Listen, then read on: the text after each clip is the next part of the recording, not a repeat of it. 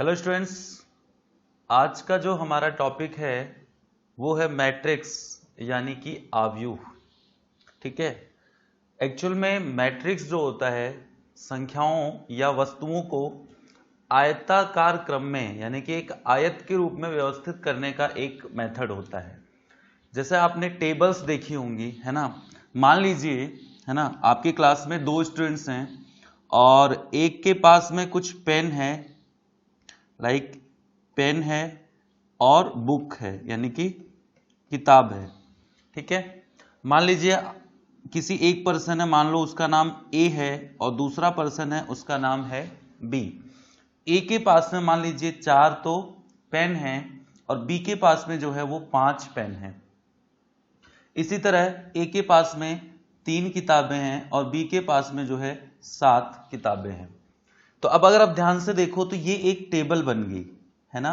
ये एक टेबल के रूप में रिप्रेजेंट कर सकते हो और ये बिल्कुल एक तरीके से आपका एक रेक्टेंगल मान सकते हो, एक आयत मान सकते हो। अगर इन सबको मिला दो तो एक आयत की तरह बन जाएगा। तो इसी आयताकार क्रम में संख्याओं को या फिर वस्तुओं को रिप्रेजेंट करने का यानी कि प्रदर्शित करने का जो तरीका होता है उसे हम मैट्रिक्स कहते हैं। ठीक है। अब देखो यहां पर एक तो ये तरीका था कि आप लिखते कि ए के पास 4 पेन हैं और 3 किताबें हैं, और इसी तरीके से लिखते बी के पास 5 पेन हैं और 7 किताबें हैं। एक तो ये सेंटेंस में लिखने का आपका तरीका हो जाता, लेकिन इससे इजी है कि आपने सिंपल एक टेबल बना दिया और ऊपर लिख दिया ए और बी और नीचे लिख दिया आपने पेन और बुक। मतलब इस तरह से कॉलम, इसको हम क्या बोलते हैं, स्तंभ। ये जो ए और बी लिखा हुआ है इससे हम बोलते हैं स्तंभ। तो आपने स्तंभों में ए और बी यानी कि जो पर्सन थे यानी कि जो व्यक्ति थे उनका नाम लिख दिया, और इनको बोलते हैं हम रो। रो का मतलब होता है पंक्ति, और पंक्ति में आपने क्या लिख दिया, वस्तु का नाम यानी कि पेन और कॉपी जो भी है। ठीक है। और उसको आपने दोनों को व्यवस्थित कर दिया। अब अगर आपसे कोई प्रश्न पूछे कि ए के पास कितनी किताबें हैं, तो आप ए वाले कॉलम में जाओगे और किताब वाली पंक्ति में जाओगे, जहां पे दोनों मिलेंगे तो आप बता दोगे कि ए के पास 3 किताबें हैं। बी के पास कितने पेन हैं, तो बी वाले कॉलम में जाओगे और पेन वाले पंक्ति में जाओगे तो आपको मिल जाएगा 5। तो ये एक तरीका होता है लिखने का, व्यवस्थित करने का। इससे ही हम क्या कहते हैं, मैट्रिक्स यानी कि आव्यूह कहते हैं।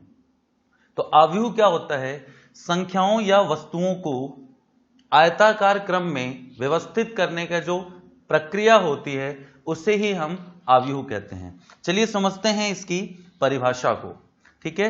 इसकी परिभाषा बहुत सिंपल है। समान राशियों या संख्याओं के उस व्यवस्थित क्रम को आव्यूह कहते हैं जिसमें इन्हें पंक्तियों या स्तंभों के आयताकार या वर्गाकार क्रम विन्यास में रिप्रेजेंट किया जा सकता है। यानी कि संख्या हो या वस्तु हो या फिर कोई नंबर हो या फिर कोई फलन हो, उसको अगर आपने संख्याओं या पंक्ति और स्तंभ, इंपॉर्टेंट है, पंक्तियों और स्तंभों के आयताकार समूह भी हो सकता है या फिर वर्गाकार समूह भी हो सकता है, उसमें व्यवस्थित करने की जो प्रक्रिया होती है उसे हम क्या कहते हैं, मैट्रिक्स कहते हैं या आव्यूह कहते हैं। अच्छा, संख्याएं वास्तविक या सम्मिश्र हो सकती हैं। वास्तविक मतलब 1 2 3 4 ये जो संख्याएं होती हैं ये वास्तविक होती हैं। सम्मिश्र का मतलब होता है आयोटा की फॉर्म में, जैसे 2 आयोटा या 2 आयोटा प्लस 3, ऐसी जो संख्याएं होती हैं उन्हें हम सम्मिश्र कहते हैं। तो ये संख्याएं वास्तविक भी हो सकती हैं और सम्मिश्र भी हो सकती हैं। उदाहरण के लिए देखो इस तरीके से लिखा हुआ।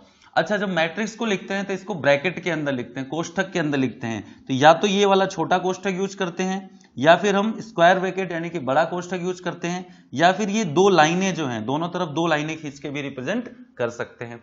सबसे ज्यादा जो पॉपुलर है वो ये बीच वाला जो नोटेशन है, यानी कि पूरे सिस्टम को हम बड़े ब्रैकेट में रिप्रेजेंट करते हैं।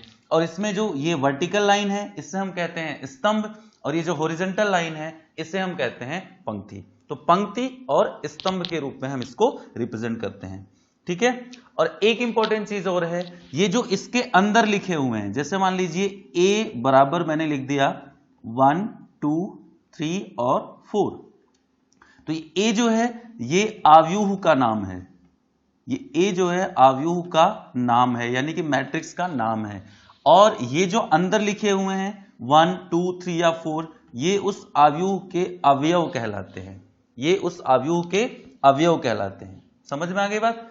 तो आव्यूह के जो अंदर लिखे हुए हैं वो तो आव्यूह के अवयव हो गए, और जो आव्यूह का नाम है सामान्यतः इसको अंग्रेजी के कैपिटल लेटर्स में लिखते हैं, बड़े लेटर्स में हम लिखते हैं। अच्छा, आव्यूह का कोई मान नहीं होता है, मतलब जैसे कोई मैट्रिक्स लिख दिया ये, तो इसकी कोई वैल्यू नहीं होगी, ये जैसा लिखा हुआ ये बिल्कुल ऐसा ही होगा।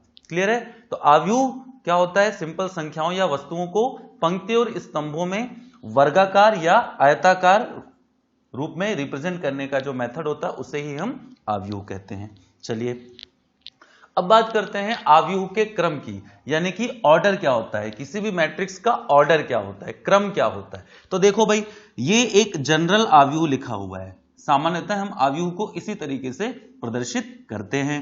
तो ये पहला अवयव देखो A11, ये हमारा पहला स्तंभ हो गया, पहला ये पंक्ति हो गई, और ये वाला आपका हो गया स्तंभ, यानी कि जो ऊर्ध्वाधर कॉलम होते हैं उन्हें स्तंभ बोलते हैं, और जो क्षैतिज लिखा होता है उसे हम पंक्ति बोलते हैं। क्लियर है? तो आपका ये पंक्ति और स्तंभ हो गया। अब ध्यान देने वाली बात है, ये जो A11 लिखा हुआ है ये पहला अवयव है, पहली पंक्ति और पहले स्तंभ का अवयव। देखो ये पहली पंक्ति है और ये पहला स्तंभ है, तो पहली पंक्ति और पहले स्तंभ के अवयव को हम A11 लिखते हैं, पहली पंक्ति और दूसरे स्तंभ के अवयव को हम A12 लिखते हैं, पहली पंक्ति और तीसरे स्तंभ के अवयव को हम A13 लिखेंगे। इसी तरह मान लेते हैं हमारे पास कुल n स्तंभ हैं, हमारे पास जो स्तंभों की संख्या है वो n है, और जो पंक्तियों की संख्या है वो क्या है? m है, यानी कि m पंक्ति और n स्तंभ हैं। तो इस मैट्रिक्स का जिसके अंदर m पंक्ति एवं n स्तंभ हों, इसके जो ऑर्डर होता है यानी कि जो क्रम होता है उससे हम क्या कहते हैं? m cross n। किसी मैट्रिक्स में अगर m पंक्ति हो और n स्तंभ हो तो उसके ऑर्डर को यानी क्रम को हम क्या लिखते हैं? m क्रॉस n, जहां पे m है पंक्ति की संख्या और n क्या है? स्तंभों की संख्या। उदाहरण के लिए मान लीजिए मैंने एक मैट्रिक्स लिया 1 3 4 2 1 6। अब इसमें देखिए पंक्ति कितनी है, तो आप बोलेंगे सर एक पंक्ति ये हो गई, दूसरी पंक्ति ये हो गई, तो पंक्ति इसके अंदर हो गई। दो स्तंभ कितने हैं? 1 2 और 3, यानी कि 3 स्तंभ हैं, तो 2 इसमें पंक्ति हो गई और 3 इसमें स्तंभ हो गए, तो 2 × 3 इसका ऑर्डर हो गया। और सामान्यतः जो ऑर्डर होता है उसको उस मैट्रिक्स के नीचे यहां पे लिख देते हैं m क्रॉस n, जहां पे m है पंक्तियों की संख्या और n क्या है बेटा? स्तंभों की संख्या। ठीक है, तो ये हो गया आपका मैट्रिक्स के ऑर्डर यानी कि आपका क्रम। इसमें इंपॉर्टेंट चीज क्या है कि किसी मैट्रिक्स को हम शॉर्ट में कैसे रिप्रेजेंट करते हैं। जो हमने पीछे ना A11 A12 A13 ये सब लिखा था, इन्हें क्या बोलेंगे? मैट्रिक्स के अवयव कहते हैं। ठीक है, अब देखिए तो A11 A12 AMN तक ये सारे क्या कहलाते हैं? मैट्रिक्स के अवयव कहलाते हैं। ठीक है, अगर मान लेते हैं किसी मैट्रिक्स का एक अवयव है AIJ, जहां पे I जो है वो पंक्ति को प्रदर्शित करता है और J जो है वो स्तंभ को, I V पंक्ति मतलब I पंक्ति को रिप्रेजेंट कर रहा है और J में स्तंभ मतलब J जो है वो स्तंभ को रिप्रेजेंट कर रहा है।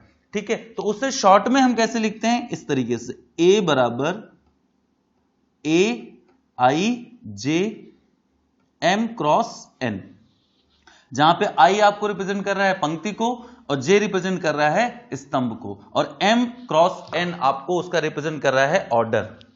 क्लियर? IJ का मतलब है IV पंक्ति और Jवां स्तंभ। जैसे मान लो अगर मैंने लिखा A13, इसका मतलब क्या हुआ? I बराबर तो है 1 और J बराबर है 3। ठीक है, अगर मैंने लिखा A54, इसका मतलब क्या हुआ? I बराबर तो हो गया 5 और J बराबर क्या हो गया? 4। तो इस तरीके से हम किसी भी पंक्ति और स्तंभ को, अवयव को या फिर मैट्रिक्स को हम शॉर्ट में इस तरीके से रिप्रेजेंट कर सकते हैं, जहां पे I आपकी पंक्ति को बताएगा और J आपके स्तंभ को बताएगा। अच्छा, मान लीजिए मैंने A बराबर लिखा AIJ है ना 2 क्रॉस 1, इसका मतलब इसमें 2 पंक्ति है और एक ही स्तंभ है, तो ये मैट्रिक्स बनेगी क्या? देखो ध्यान से, 2 पंक्ति है मतलब पहली पंक्ति और दूसरी पंक्ति।